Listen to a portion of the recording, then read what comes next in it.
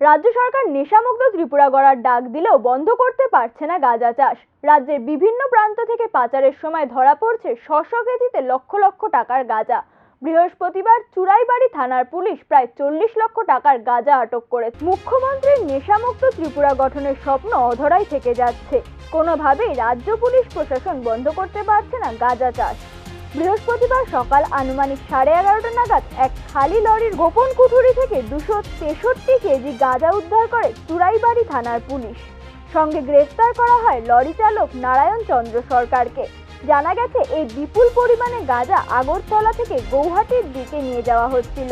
চুরাইবাড়িতে একটা নাকা, স্পেশাল নাকা করা হয়েছিল। ত্রিপুরাতে টোটাল 16টা নাকা হয়েছিল, এটা 19 আগস্ট থেকে।